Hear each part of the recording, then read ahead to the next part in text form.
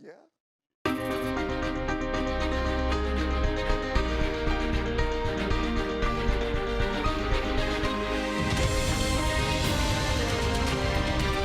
Queen City News starts now.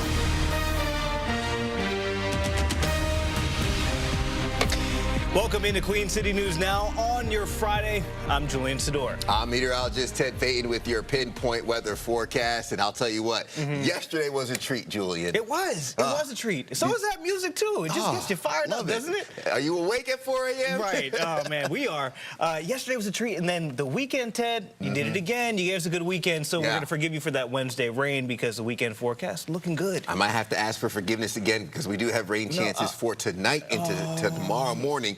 But the good news is it's not going to be terribly long-lived. It's just going to be something that folks should be aware of in case we get a thunderstorm over some place that they are. But the good news is we're starting off on the cool side, temperature-wise in the 50s. So let's get you started with a live look over our Arlington camera, which is still lit up green, probably celebrating St. Patrick's Day, as some folks at 4 a.m. this morning might still be feeling St. Patrick's Day. Saw some people walking back on my drive-in. There you go. I'll leave it at that. 55 degrees over towards the Queen City right now. We're at 55 for Monroe.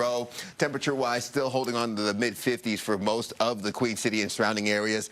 Upper 40s as you head out towards Albemarle and Wadesboro. You're looking at 37 for Boone early this morning. Now, I want to touch on visibility really quick because for the most part, not seeing any issues, but Lancaster, Sherrod, that's seeing a little bit of the limited visibility, specifically over towards Sherrod, coming in at only a quarter of a mile, 2.5 miles towards Lancaster. Now, this could develop throughout the morning, so I'm just going to keep an eye on things. 5 miles visibility over towards Boone. Radar is clear right now, but of course that's going to be able to change later on as a cold front will bring our next chance of wet weather. So we'll be watching that closely, even zooming out. We can't really see the impacts on this low pressure system, which is way back off to our west, hasn't even impacted Tennessee yet. Now there is a severe risk with this, but this is not for us. We're actually looking at just the run-of-the-mill thunderstorms. South towards Columbia, Charleston having more of that marginal risk. Notice this pocket of protection that we have, mainly from the Appalachian Mountains. That's the good news. Your chances of rain increase later on in the evening, and then lasting overnight. We'll talk more about that and